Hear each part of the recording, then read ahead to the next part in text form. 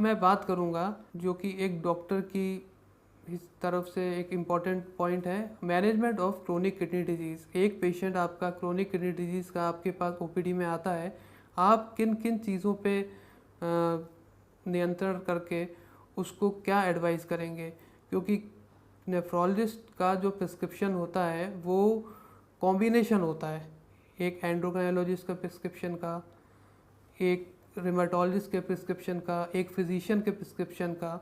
उन सारे प्रिस्क्रिप्शंस की जो समरी होती है उससे नेफ्रोलॉजिस्ट का प्रिस्क्रिप्शन बनता है। तो उसमें सबसे मुख्य कारण जो कि हम बात कर रहे हैं कि डायबिटीज़, जो कि India diabetes capital of world होने वाला है जैसे कि है, तो इसमें हमें डायबिटीज़ को कितना कंट्रोल करके रखना है और हमें कैसे ये मालूम पड़ेगा कि किडनी जो है हमारी डायबिटीज़ से ग्रसित हो रही है।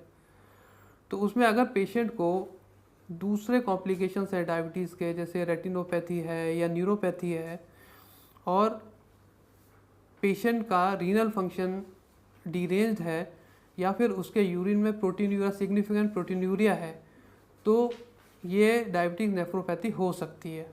अब उसको मैनेज आपको अपनी डायबिटीज़ को कितना कंट्रोल रखना है, तो HbA1c आपको अपना 7 के आसपास रखना है। 7 से 7.5 के बीच में अगर आपका HbA1c है तो उसको एडिक्वेट कंट्रोल कहते हैं in a patient of chronic kidney disease.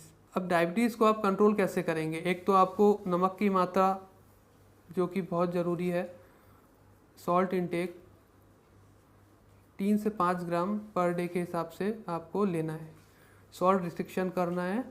Normal जो सॉल्ट है आप खाने में डाल के खाते हैं, उसके अलावा जो ऊपर से नमक होता है, जैसे कि आपका अलग से अचार हुए, चटनी, चिप्स, इनको आपको अवॉइड करना है। अब दूसरी बात करें तो ड्रग्स, कौन कौन सी ड्रग्स हैं जो कि हम यूज़ कर सकते हैं anti diabetic drugs in a patient of chronic kidney disease. तो सल्फोनाइल यूरियाज, उसमें ग्लिकलाजाइड सेफ है।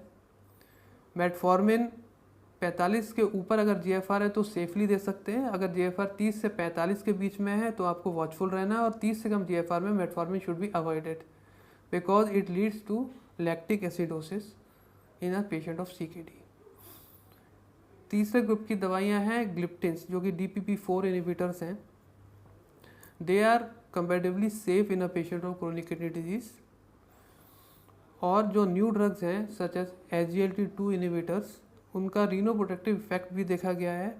बहुत हद तक वो रीनल फंक्शन को प्रिजर्व रखती हैं, वो वेट रिडक्शन में फ़ायदा करती हैं और बेटर डायबिटिक कंट्रोल। बट उसमें रिस्क है क्योंकि वो SGLT2 इनिबिटर्स ग्लूकोज को हमारे पेशाब के थ्रू निकालते हैं, तो उनमें कुछ UTI का, यूरिनरी ट्रैक्ट इन्फेक्शन का रिस्क थोड़ा सा ज़्यादा दिखा गया है। उसके बाद insulin is the best to control diabetes in any patient of chronic kidney disease, क्योंकि उसमें हम इंसुलिन की डोज को टाइट्रेट कर सकते हैं पेशेंट के रीनल फंक्शन के हिसाब से। उसमें हाइपोग्लाइसीमिया होने के रिस्क कम देखे गए हैं।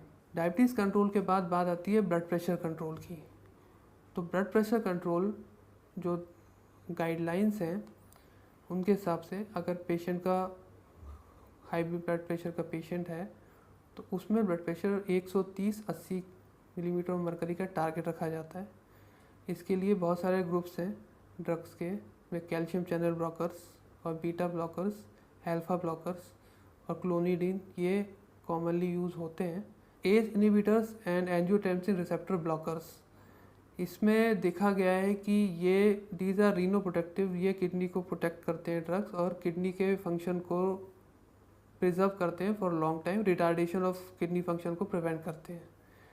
बट इनमें जो रिस्क है हाइपरकैलीमिया, पोटेशियम का ब्लड में बढ़ जाना, ये इनके साथ रिस्क हमेशा रहता है। और किडनी के पेशेंट में क्योंकि ट्यूब्यूलर इंजरी है, तो किडनी जो है इलेक्ट्रोलाइट्स का balance such as sodium potassium उतना मेंटेन नहीं कर पाती, तो इन पेशेंट में हाइपरकैलीमिया का रिस्क ज़्यादा रहता है।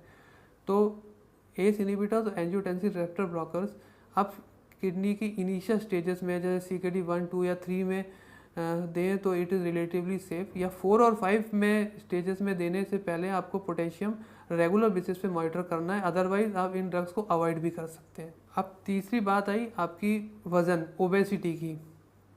तो ओबेसिटी को कंट्रोल करने के लिए सबसे इम्पोर्टेंट माध्यम है एक्सरसाइज और डाइट। डाइट मैं आपको बता चुका हूँ, आपको नमक का सेवन कम करना है और आपको तेल चिकनाई अवॉइड करनी है, एक्सेस ऑफ फैट और excess of lipids in the food, जो कि ऊपर से लोग घी यूज़ करते हैं या फिर ज़्यादा तली भुनी चीज़ें लेते हैं, इसको कम करना है। और एक्सरसाइज में आपको वीक में 5 से 6 दिन एक्सरसाइज करनी है active, per day 45 minutes to 1 our. इसमें आप ब्रिस्क वॉकिंग कर सकते हैं, आप कार्डियोवास्कुलर एक्सरसाइज है जैसे कि ट्रेडमिल है या क्रॉस ट्रेनर है या साइकिलिंग है, ये कर सकते हैं। और आप लाइट वेट ट्रेनिंग भी कर सकते हैं। और मेडिटेशन या योगा का भी बड़ा अच्छा रोल देखा गया है, इससे ब्लड प्रेशर कंट्रोल बेटर होता है, इवन डायबिटीज़ में ब्लड शुगर कंट्रोल बेटर देखा गया है। और इससे किडनी का फंक्शन भी कंपैरेटिवली कुछ स्टडीज़ में देखा गया है कि डिक्लाइन ऑफ रीनल फंक्शन थोड़ा प्रिवेंट हो जाता है योगा के साथ।